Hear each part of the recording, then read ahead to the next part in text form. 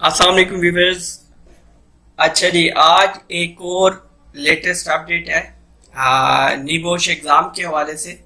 और अपडेट कुछ इस तरह से है कि नीबोश ने ड्यू टू कोरोना वायरस और ये एग्ज़ाम की जो थी अपना इस तरह से सेंटर में एग्ज़ाम या किसी भी एग्जामिनेशन हॉल में पॉसिबिलिटी ना होने की वजह से नीबोश ने अपना जो एग्जामिनेशन पैटर्न है वो टोटली चेंज कर दिया है। और इस हवाले से आज हम बात करेंगे इस लेक्चर के अंदर। ये अपडेट कोई ज्यादा पुरानी नहीं है, कल की डेट में 5/6/2020 को ये अपडेट आई है। मतलब 5 जून 2020 में ये लेटेस्ट अपडेट आई है। अपडेट ये है कि अब नीबोश एग्जाम जो है वो ओपन बुक होगा। अब ये ओपन बुक क्या है और एग्जाम के अंदर क्या क्राइटेरिया होगा, किस तरह से असेसमेंट होगी, उसको हम डिस्कस करते हैं। इसके अंदर स्टेप बाय स्टेप जो चीजें मौजूद हैं।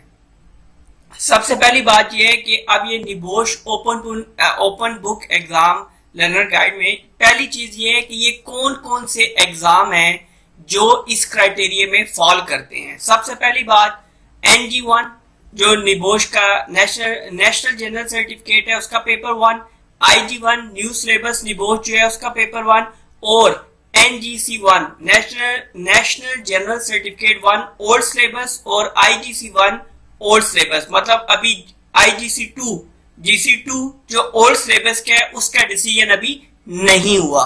अभी तक सिर्फ इन 4 क्वालिफिकेशंस के ऊपर या इन 4 एग्जामिनेशन के ऊपर ये ओपन बुक एग्जाम जो है वो आपका एप्लीकेबल है। नेक्स्ट चलते हैं कि what is open book examination, होगा क्या। पहले तो ये था कि आपने पहले इसको मैं रीड आउट कर लेता हूं, देन मैं आपके साथ डिस्कस करता हूं।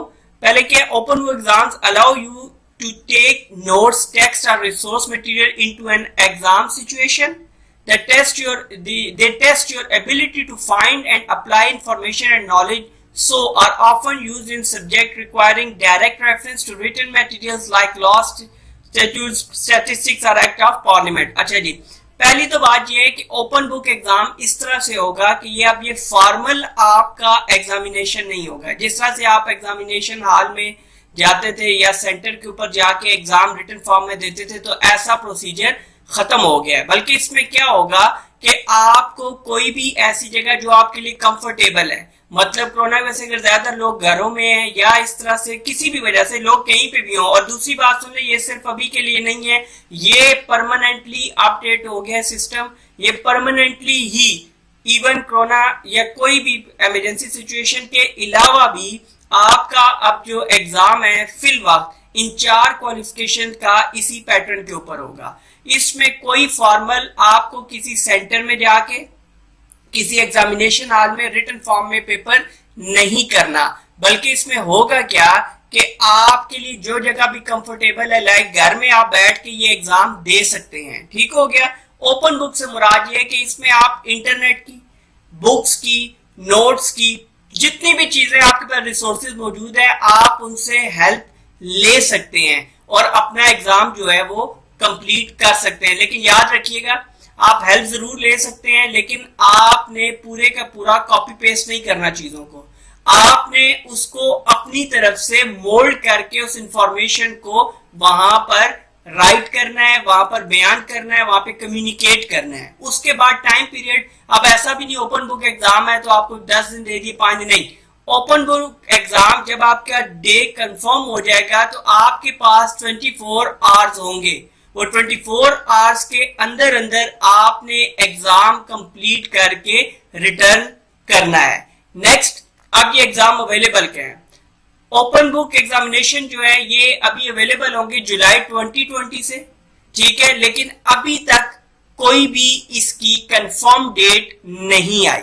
वो तो आहिस्ता आहिस्ता, क्योंकि नीबोश ने अभी बताया कि 15 जून को वो लेटेस्ट जो नेक्स्ट अपडेट देगा उसमें वो फिर तमाम तर प्रोसीजर्स को और ज्यादा डिटेल में डिस्कस करेगा। लेकिन अभी ओपन बुक एग्जाम के लिए हमारे पास जुलाई 2020 में अवेलेबिलिटी होगी। नेक्स्ट, अब सैंपल क्वेश्चंस कैसे होंगे। अगर तो आप कहें कि सैंपल क्वेश्चंस आ गया तो वो तो सबका आंसर भी सेम हो सकता है, तो फिर तो प्लेजरिज्म और मैल प्रैक्टिस है। तो इस चीज को अवॉइड करने के लिए नीबोश ने जो क्वेश्चंस होंगे वो सिनेरियो बेस्ड होंगे। सिनेरियो बेस्ड क्वेश्चंस कैसे होंगे? Dependent on the specific scenario and example question. ये आप देखिए क्वेश्चन क्या किया जाएगा। क्वेश्चन फॉर एग्जांपल किया जाता है आपसे, how could you improve consultation with the workforce in this organisation.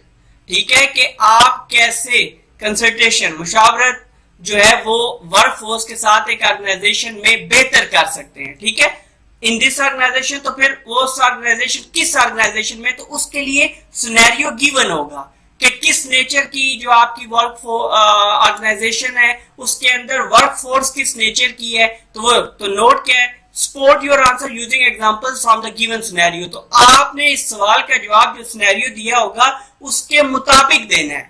समझेंगे बात को। इन सैंपल क्वेश्चन के ऊपर अलग से भी लेक्चर रिकॉर्ड करवा के मैं अपलोड बहुत जल्द कर दूंगा, लेकिन फिलहाल आपकी अंडरस्टैंडिंग के लिए कि क्वेश्चंस कैसे आएंगे तो मैंने यहाँ पर ये डिस्कस कर दिया। उसके बाद how to prepare for the NEBOSH exam, कि अब इस एग्जाम के लिए हमने प्रिपेयर कैसे करना है। सबसे पहली बात तो ये है कि आप अपने लर्निंग जो आपका प्रोवाइडर है, ठीक है, लर्निंग प्रोवाइडर जो आपको ट्रेनिंग प्रोवाइड कर रहा है, लर्निंग प्रोवाइडर है आपका, वो आपने उसके साथ राब्ते में रहना है।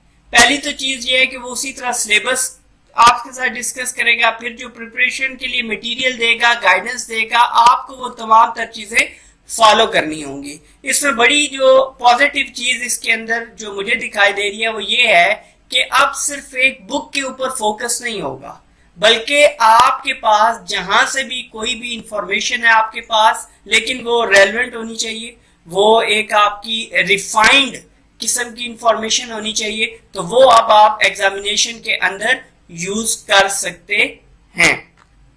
नेक्स्ट ये हमारे पास where do I complete my examination. ये जी बड़ा आसान हो गया कि एनी कंफर्टेबल प्लेस जहां पे आप बड़े सुकून के साथ 24 घंटों के अंदर अंदर ये काम कंप्लीट कर सके। घर हो सकता है, इवन ऑफिस हो सकता है, कोई भी ऐसी जगह जो कंफर्टेबल हो, जहां पे आप कोई भी काम जो है वो कंप्लीट बासानी ये अपना काम कंप्लीट कर सके, जहां पे डिस्ट्रैक्शंस और इस तरह की चीजें ना हो। देन लेंथ ऑफ आंसर्स, के अब उसके अंदर जो क्वेश्चंस पूछे जाएंगे उनकी लेंथ क्या होगी। ये तो नहीं कि आप 24 घंटे दिए हैं तो आप 6 घंटे एक ही जवाब लिखने में लगे रहे, ठीक है, ऐसा नहीं है।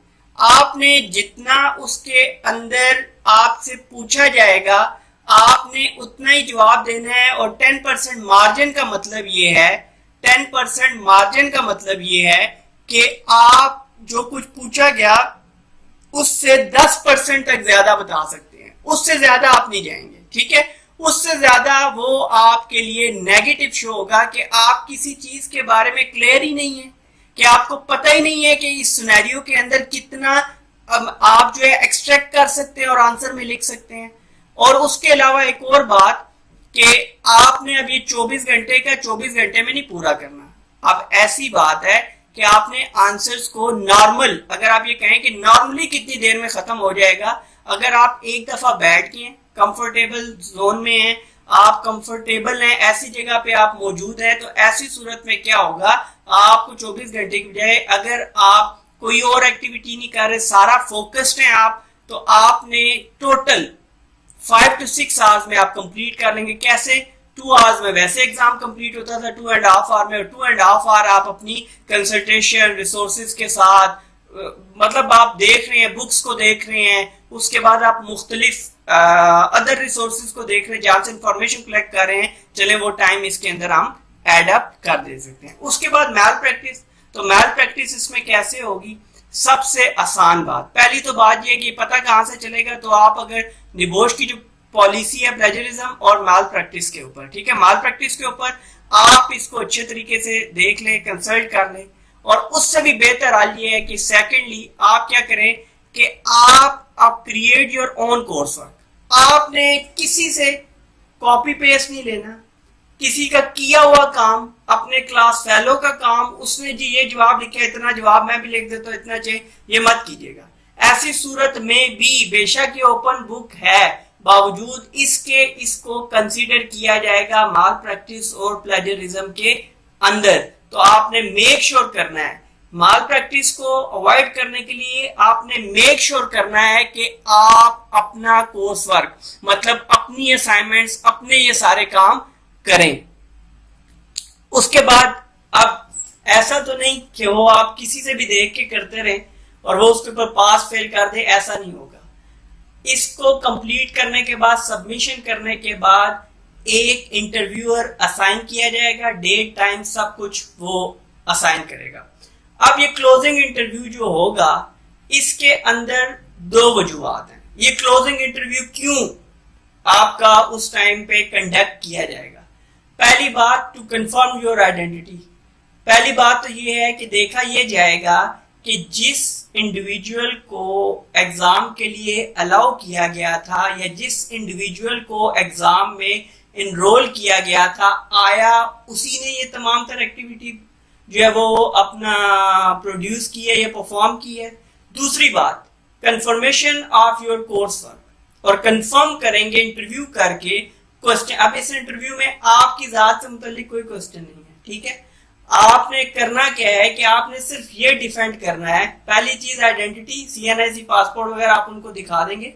उसके बाद दूसरी चीज जो कोर्स वर्क है उसके हवाले से जो आपसे सवाल होंगे आपने उसके ऊपर सेटिस्फाई करना है, हाँ जी ये मेरा अपना क्रिएट किया हुआ कोर्स वर्क है, मैंने किसी से कॉपी पेस्ट वगैरह नहीं किया।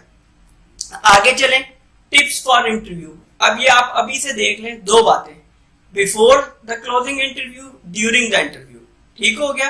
अब बिफोर द क्लोजिंग इंटरव्यू आपने पहले क्या करना है कि जो भी आपके पास आपको जब टाइम बता दें, आप उससे पहले जो भी ऐप है जैसे जूम है, स्काइप है, कोई भी ऐप है उसको इंस्टॉल करके चेक कर लें ताकि किसी भी तरह की उस टाइम पे परेशानी ना हो कि आप ऑफ फोकस्ड हो जाए।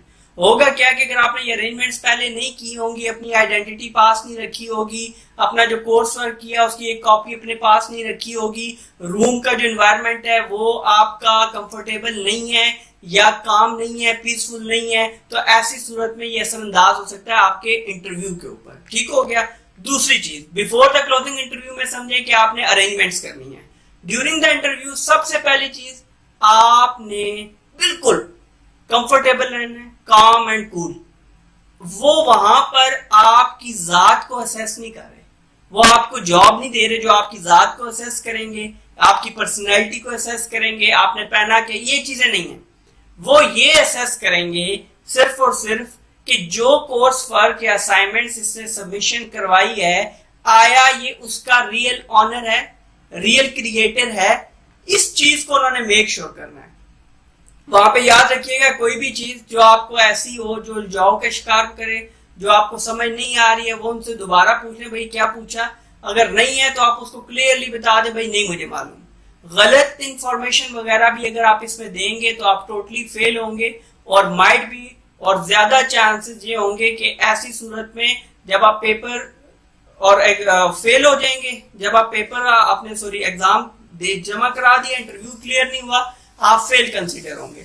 और दूसरी बात, इंटरव्यू या कोर्स वर्क में कहीं पे माल प्रैक्टिस या प्लेजरिज्म सामने आता है तो फिर आप बैन हो जाएंगे नीबोर्ड से। तो इसलिए आपने इन चीजों को अभी से ध्यान में रख के एग्जाम की प्रिपरेशन करनी है।